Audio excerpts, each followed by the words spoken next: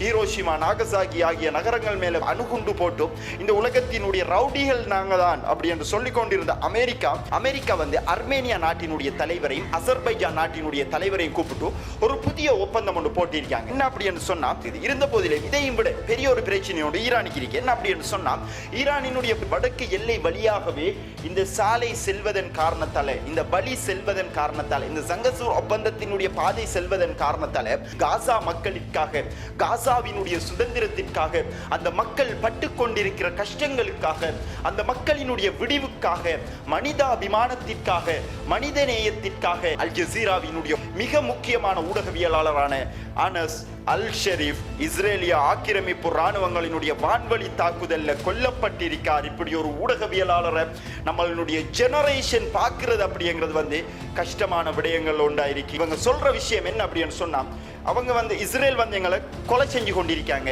காசாவுக்குள்ள மனிதாபிமானமற்ற செயல் தொடர்ச்சியாக நடந்து கொண்டிருக்கு, எப்படி அவங்க எங்களை கொலை செஞ்சாலும், எங்களுக்கு எப்படி அவங்க பட்டணி போட்டாலும் கவலையே கிடையாது, பாலஸ்தீனம் அப்படி என்னும் சுதந்திர தேசத்தில் உறுதியாக நாங்கள் இருக்கின்றோம். இன்றைய நாளுக்குரிய காணொலியை பார்க்க வந்திருக்கிற அனைவரையும் பணிவன்புடன் வரவேற்கின்றேன். ஜியோ பாலிட்டிக்ஸ்ல என்னென்ன விஷயங்கள் இன்றைய நாளுக்குரிய நடந்திருக்கு அப்படிங்கிற சம்பந்தமா இந்த வீடியோல நம்ம பார்க்க போறோம். இது போன்ற தகவல்கள் தொடர்ச்சியாக உங்களுக்கு வந்து சேரணும் அப்படின்னு சொன்னா, இதுவரைக்கும் நம்மளுடைய சேனலை ஃபாலோ பண்ணல, சப்ஸ்கிரைப் பண்ணல அப்படின்னு சொன்னா பண்ணிக்கொள்ளுங்கள் அப்படின்னு சொல்லி கேட்டுக்கொண்டு, 12 நாள் யுத்தம் இஸ்ரேலுக்கும் ஈரானுக்கும் இடையில நடந்திருந்துச்சு. அதனை தொடர்ந்து இப்ப ஈரான் வந்து பல அதிரடியான நடவடிக்கைகளை அவங்களுடைய நாட்டுக்குள்ள செஞ்சு கொண்டிருக்காங்க. என்ன அப்படின்னு சொல்லி பார்த்தோம் அப்படின்னு சொன்னா, இஸ்ரேல் ஈரானுக்கு அடிச்சதை விட ஈரான் பலமா அடி வாங்கி இருந்த பக்கம் தான், அதாவது துரோகத்தின் பக்கமா இருந்துச்சு. அதாவது நாட்டுக்குள்ளேயே இருக்கிற மொசாட் ஏஜென்ட்களை வச்சு இஸ்ரேல் பக்கா பிளானிங் செஞ்சு அவர்களுடைய முக்கியமான ஹுசைன் சலாமி உட்பட பல முக்கியமான ராணுவ தளபதிகளை தூக்கி இருந்தாங்க. அந்த அடிப்படையில் ஈரானுக்குள்ளே இருக்கிற மொசாட் ஏஜென்ட்கள் உட்பட வெளிநாட்டவர்கள் சட்டவிரோதமாக நாட்டுக்குள்ள வந்தவங்க 1 மில்லியன் பேரை வந்து ஈரான் நாடு கடத்தி இருந்தாங்க அப்படிங்கிறத போன வீடியோவில் நம்ம பார்த்திருந்தோம். அதனை தொடர்ந்து இன்னைக்கு ஒரு முக்கியமான தகவல் ஒன்று கிடைச்சிருக்கு. என்ன அப்படின்னு சொன்னா, 12 நாள் யுத்தம் நிறைவடைந்ததன் பிறகு இன்னைக்கு வரைக்கும் ஈரான் சராசரியாக 21,000 பேரை கைது செஞ்சிருக்காங்க. வெளிநாட்டு சக்திகளின் ஊடுருவல்களை தெளிவாக புரிஞ்சு கொண்ட ஈரான் அதனை தொடர்ந்து பல முக்கியமான நடவடிக்கைகளை ஈரானுக்குள்ள எடுத்துக்கொண்டு வராங்க. ஒரு புறமாக ஈரான் இவ்வாறான விடயங்களை அவங்களுடைய நாட்டுக்குள்ள செஞ்சு கொண்டிருந்தாலும், அமெரிக்கா ஹீரோஷிமா நாகசாகி ஆகிய நகரங்கள் மேல அணுகுண்டு போட்டும் இந்த உலகத்தினுடைய ரவுடிகள் நாங்க தான் அப்படி என்று சொல்லிக் கொண்டிருந்த அமெரிக்கா இன்னைக்கு ஈரானை சுத்தி வளைக்கிற திட்டம் ஒன்றில் ஈடுபட்டு கொண்டிருக்காங்க அப்படிங்கிற அதிர்ச்சியான தகவல் நமக்கு கிடைச்சிருக்கு. என்ன அப்படின்னு சொன்னா, அர்மேனியா அசர்பைஜான் இந்த 2 நாடுமே ஈரானினுடைய எல்லைகள் இருக்கிற நாடு. அதிலேயுமே குறிப்பாக அசர்பைஜான் ரஷ்யா மற்றும் ஈரான் ஆகிய நாடுகளுக்கு இடையில இருக்கிற நாடு தான் வந்து அசர்பைஜான். இந்த 2 நாட்டினுடைய எல்லைகளை கொண்ட இந்த நாடானது இப்ப அமெரிக்காவோட ஒரு ஒப்பந்தம் ஒன்று செஞ்சிருக்காங்க. என்ன அப்படின்னு சொன்னா, ஜங்கசூர் அப்படிங்கிற ஒப்பந்தம். ஈரான் ரஷ்யா ஆகிய இந்த 2 நாடுகளும் ஏற்கனவே செஞ்சு கொண்ட ஒப்பந்தம் தான் வந்து இந்த ஜங்கசூர் அப்படிங்கிற ஒப்பந்தம். இந்த ஒப்பந்தத்தில் வந்து தரைவழி போக்குவரத்து, தரைவழி ஊடாக ஆசியாவையும் ஐரோப்பாவையும் இணைப்பதற்கான வழியாகவே இந்த ஜங்கசூர் ஒப்பந்தம் அப்படிங்கிறது காணப்பட்டிருந்துச்சு. ஆனா இப்ப புதிதாக அமெரிக்கா வந்து அர்மேனியா நாட்டினுடைய தலைவரையும் அசர்பைஜான் நாட்டினுடைய தலைவரையும் கூப்பிட்டு ஒரு புதிய ஒப்பந்தம் ஒன்று போட்டிருக்காங்க. என்ன அப்படின்னு சொன்னா, இந்த புகைப்படத்துல நீங்க பார்க்கலாம், கீழுக்கு இருக்கிறது வந்து ஈரான், அதே மாதிரி ஈரானுடைய பார்டர்ல இருக்கிற நாடு வந்து அசர்பைஜான், அசர்பைஜானுக்கு தெற்கு புறத்தில் இருக்கிற நாடு தான் வந்து அர்மேனியா, அதே போன்று அசர்பைஜானுடைய வடக்கு புறத்தில் இருக்கிற நாடு தான் வந்து ரஷ்யா. ஆக ஈரானினுடைய வடக்கு புறத்துல வந்து நீல நிறத்தில் ஒரு கோடு ஒன்று போகுது. இந்த கோடு தான் வந்து என்ன அப்படின்னு சொன்னா, ஜங்கசூர் ஒப்பந்த அர்மேனியா அசர்பைஜான் ஆகிய நாடுகள் கைச்சாத்திட்ட ஒப்பந்தமாக காணப்பட்டுச்சு. இந்த ஒப்பந்தத்தின் அடிப்படையில் ரஷ்யாவில் இருந்து பொருட்கள் அசர்பைஜானுக்கும், அசர்பைஜான்ல இருந்து ஈரான் வழியாக அர்மேனியாவுக்கும் செல்வதாகவே இந்த ஒப்பந்தம் இருந்துச்சு. ஆனா இந்த ஒப்பந்தத்தை இப்ப அமெரிக்கா 99 வருடங்கள் குத்தகைக்கு எடுத்திருக்காங்க. ரஷ்யா ஈரான் ஆகிய இந்த 2 நாடுகளுக்கு இருக்கிற தொடர்பை நாம முறிக்கணும் அப்படின்னு சொன்னா, இந்த ஒப்பந்தம் வழியாக இந்த தரைவழி போக்குவரத்தை நாம முறிச்சா தான் அது நமக்கு சாத்தியமாகும். அப்படிங்கிற அடிப்படையில் வந்து அமெரிக்கா இந்த ஒப்பந்தத்தை எடுத்ததன் காரணத்தால இப்ப இந்த ஒப்பந்தம் வந்து 99 வருடம் லீசிங்குக்கு அமெரிக்கா எடுத்திருக்காங்க. அந்த 99 வருடம் லீசிங் எடுத்த ஒப்பந்தம் என்ன அப்படிங்கிறத இந்த புகைப்படத்திலே நீங்க பார்க்கலாம். அதாவது நீல நிறத்தில் காட்டப்பட்டிருக்கிற கோடு இல்லாம சிவப்பு நிறத்தில் காட்டப்பட்டிருக்கிற கோடை நீங்க எடுத்து பார்த்தீங்க அப்படின்னு சொன்னா, அசர்பைஜானினுடைய தலைநகரமான பக்கூல இருந்து அதே போன்று ஈரானினுடைய வடக்கு புறத்திலேயே வந்து பாதை நீண்டு கொண்டே செல்லுது, அர்மேனியா வழியாக துருக்கிக்கு பயணமாகுது. ஆக இப்ப வந்து ஈரானினுடைய தேவை இல்லை. ஈரானினுடைய தேவை இல்லாம ஈரானினுடைய போர்டர்ல அசர்பைஜான் வழியாகவே இந்த வழி செல்றதன் காரணத்தால முதலாவதாக ஈரானுக்கு இருக்கிற பெரிய ஒரு நஷ்டம் என்ன அப்படின்னு சொன்னா தரைவழி பொருளாதார போக்குவரத்து பாதை ஈரானுக்கு தடைப்படுது. அதே போன்று ரஷ்யாவுக்கும் இது தடைப்படுது. ஆக ஒரு கல்லில் ரெண்டு மாங்கா அப்படிங்கிற அடிப்படையில் ஈரானையும் ரஷ்யாவையும் பிரிக்கிறதுக்கு அமெரிக்கா எடுத்துக்கொண்ட மிக முக்கியமான ஒப்பந்தமாக இந்த ஒப்பந்தம் காணப்படுகிறது. இருந்த போதிலும் இதையும் விட பெரிய ஒரு பிரச்சனையோடு ஈரானுக்கு இருக்கு. என்ன அப்படின்னு சொன்னா ஈரானினுடைய வடக்கு எல்லை வழியாகவே இந்த சாலை செல்வதன் காரணத்தால, இந்த வழி செல்வதன் காரணத்தால, இந்த சங்கசூர் ஒப்பந்தத்தினுடைய பாதை செல்வதன் காரணத்தால வடக்கு புறத்தில் அமெரிக்கா தங்களினுடைய ஆதிக்கத்தை நிலைநிறுத்தக்கூடிய சாத்தியங்கள் இருக்கு. அப்படிங்கிற அடிப்படையில் இந்த ப்ராஜெக்ட் அவங்க மேற்கொண்டிருக்காங்க. அடுத்து பார்த்தோம் அப்படின்னு சொன்னா காசாவுல ஹமாத் மருத்துவமனை கடைசி 24 மணித்தியாலங்கள்ல அறிவிச்ச தகவலின் அடிப்படையில உணவு எடுக்கிறதுக்கு வடக்கு காசா பிரதேசங்கள்ல போனவங்க இஸ்ரேலினுடைய ஆக்கிரமிப்பு ராணுவம் அவங்களை குறிவைச்சு துப்பாக்கி சூடு நடத்தினதன் காரணத்தால 139 பேர் படுகாயம் அடைஞ்சிருக்காங்க. அதே போன்று 16 பேர் கொல்லப்பட்டிருக்காங்க.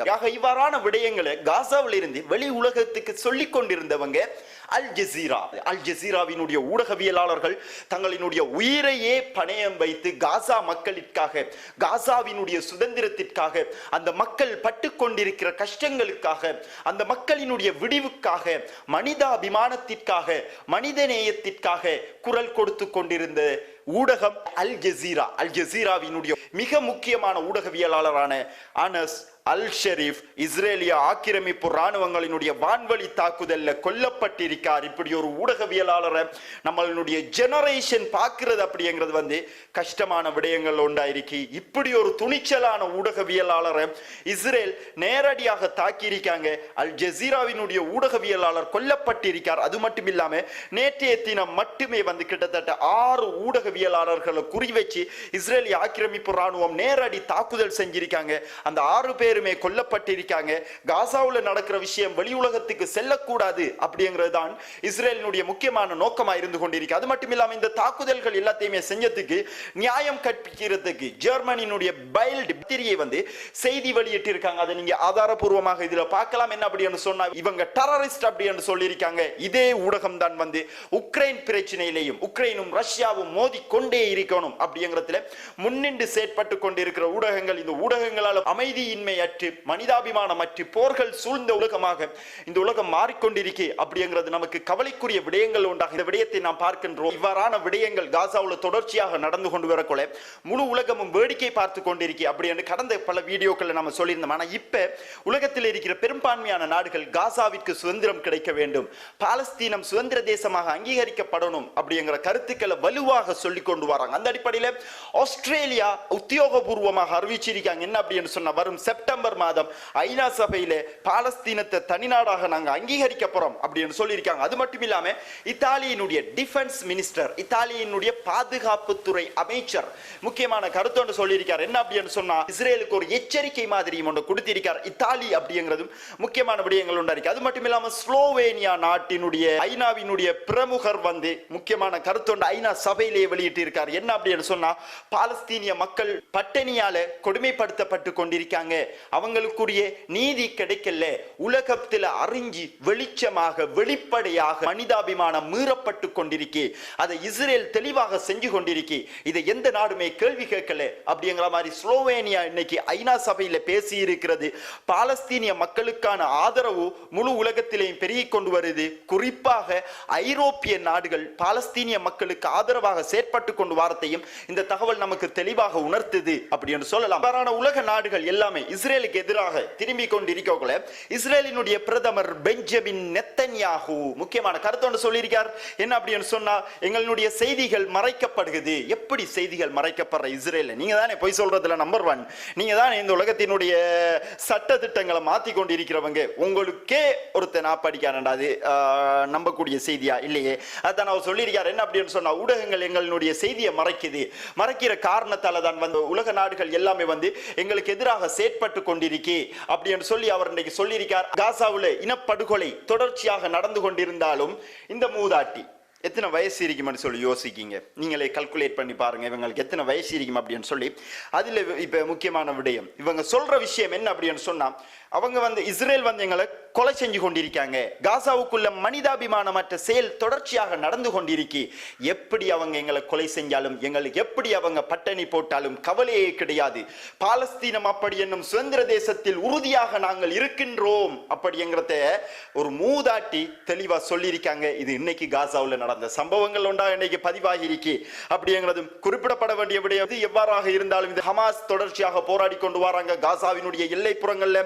காசாவை பாதுகாக்கிறதுக்காக அடிப்படையில் ஹமாஸினுடைய கஸாம் பிரிகேட் இன்னைக்கு முக்கியமான தாக்குதல் ஒன்று செஞ்சிருக்காங்க. அதாவது ரஃபா பிரதேசங்கள்ல இருக்கிற டெல் சோரஃப் பிரதேசங்கள்ல 114 மில்லிமீட்டர் குறுந்தூர ரஜியூம் ராக்கெட் தாக்குதல்களை இஸ்ரேலினுடைய கேம்புகள் அமைஞ்சிருந்த இடங்களை குறிவச்சு தாக்குதல் செஞ்சிருக்காங்க. அந்த இடத்துல பெரிய சேதம் ஏற்பட்டிருக்கு அப்படி என்று அவங்க சொல்லியிருக்காங்க. அது மட்டும் இல்லாமல் கஸாம் பிரிகேட் அல்கோல் ஸ்னைப்பர் மூலமாக ஆன் தி ஸ்பாட்ல ஒரு இஸ்ரேலி ஆக்கிரமிப்பு ராணுவ வீரரை அடிச்சு தூக்கி இருக்காங்க அப்படிங்கறதையும் கஸாம் சொல்லியிருக்காங்க. அது மட்டும் இல்லாம தொடர்ச்சியாக சலாஅத்தீன் பிரிகேட் தெற்கு காசாவின் காஃபல் கராரா பிரதேசங்கள்ல 60 மில்லிமீட்டர் குறுந்தூர மோட்டார் ஷெல் தாக்குதல்களை இஸ்ரேலி ஆக்கிரமிப்பு படைகள் அந்த பிரதேசங்களை முன்னேறி கொண்டு வரக்கொள்ள அவர்களையும் அவர்களுடைய வாகனங்களையும் குறிவைச்சு இந்த தாக்குதலை சலாஅத்தீன் பிரிகேட் செஞ்சிருக்காங்க. இன்னைக்கு வந்திருக்கிற முக்கியமான தகவல்கள் எல்லாத்தையும் எடுத்து இந்த வீடியோல நம்ம உங்களுக்கு வழங்கியிருக்கோம். இந்த வீடியோ சம்பந்தப்பட்ட கருத்துக்களை கட்டாயம் கமெண்ட் பாக்ஸ்ல பதிவிடுங்கள். இது போன்ற தகவல்கள் தொடர்ச்சியாக வரணும் அப்படின்னு சொன்னா உங்களினுடைய சப்போர்ட் நமக்கு மிக முக்கியமான விஷயங்கள் ஒன்றாக இருக்காக. இதுவரைக்கும் நம்மளுடைய சேனலை ஃபாலோ பண்ணல, சப்ஸ்கிரைப் பண்ணல அப்படின்னு சொன்னா